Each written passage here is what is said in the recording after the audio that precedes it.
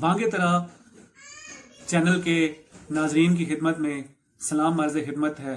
پچھلی ویڈیو ہماری تھی سورہ اخلاص کی تفسیر کی، سورہ اخلاص کی تیسری آیت جس کی ہم تفسیر کر رہے تھے، جو علامہ اقبال نے اسرار الرموز بے خودی میں کی تھی۔ آج ہم اس کی چوتھی اور آخری آیت لے کر آپ کی خدمت میں حاضر ہیں۔ سورہ اخلاص کی چوتھی آیت ہے وَلَمْ يَكُنْ لَهُ كُفُوًا أَحَدٌ۔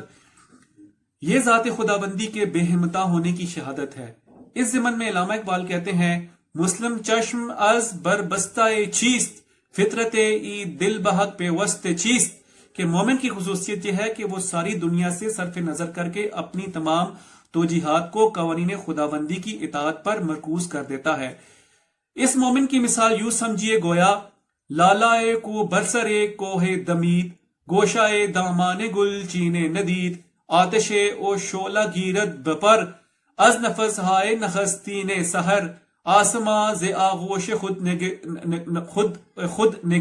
نگزاردش، کو کبے داماندہ پنداردش، بوسدش اول شہائے آفتاب، شبنم از چشمش بشوید گردے خواب، کہ پہاڑ کی بلند ترین چوٹی پر لالے کا ایک پھول کھلا ہے، اس تک کسی گل چہ کا ہاتھ نہیں پہنچ سکتا۔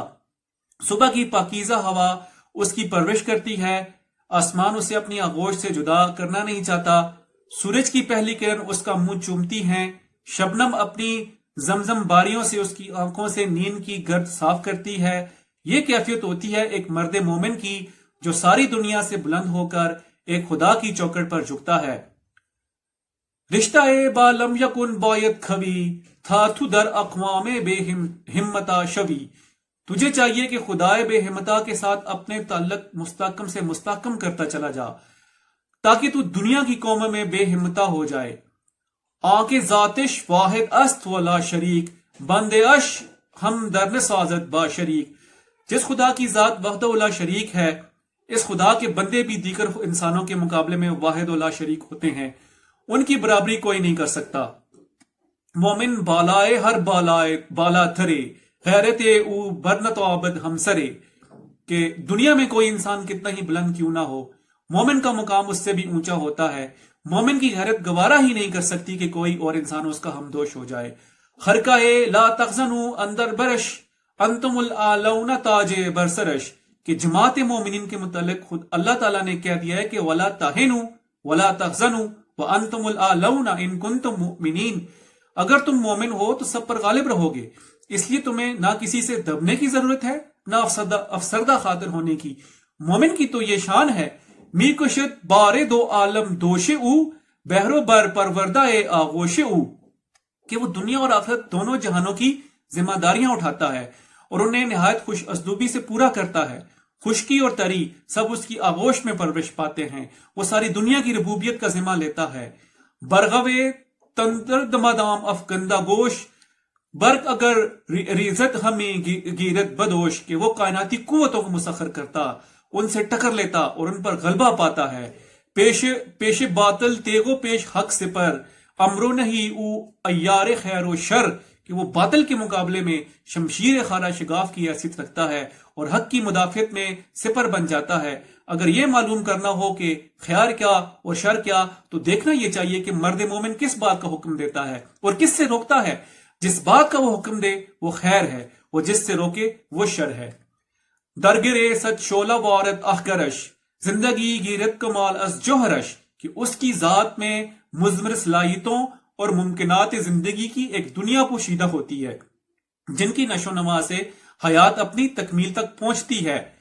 در فضاہ ای جہان ہائے ہو، نغمہ پیدا نیست جز تکبیر او، کہ اس جہان خاموش کی فضا میں مرد مومن کی تکبیر سے ارتعاش پیدا ہو جاتا ہے۔ اگر اس کی بانگ اذان نغمہ بار نہ ہوتی تو اس فضائے کائنات حرکت سے محروم ہو جاتی۔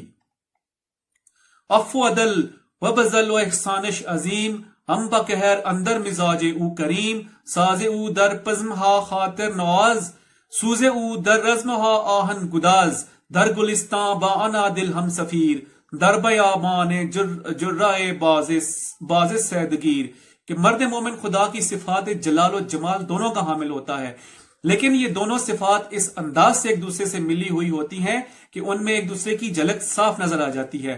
مثلاً اگر وہ کسی مجرم کو سزا دیتا ہے تو اس میں وحشیانہ جذبہ انتقام کی بجائے مصلحانہ خیر سگالی کا انداز نمایاں ہوتا ہے۔ وَأَشِدُّ عَلَى الْكُفَّارِ رُحَمَاءُ بَيْنَهُمْ کی عملی تفسیر ہوتا ہے، حلقہ یاراں میں بریشم کی طرح نرم، اور مساف زندگی میں سیرت شمشیر کا مظہر کوہ بیاباں سے سیل تند رو بن کر گزر جانے والا وہ گلستان راہ میں آ جائے تو جوئے نغمہ خواں کا پیکر اختیار کر لینے والا، زیر گردوں بارے بر اختر زند آنسوئے این کوہنت چمبر پر زند۔ مرد مومن کے نزدیک زندگی فقط آپ و گل کا کھیل نہیں کہ طبیعی قوانین کے مطابق جیے اور انہی قوانین کے مطابق مر گئے، وہ مرنے کے بعد بھی زندہ رہتا ہے اور زندگی کی مزید ارتقائی منازل طے کرتے ہوئے آگے بڑھتا چلا جاتا ہے۔ اس طرح وہ اقطار السماوات والارض سے آگے نکل جاتا ہے۔ یہ تو ہے مرد مومن کا مقام۔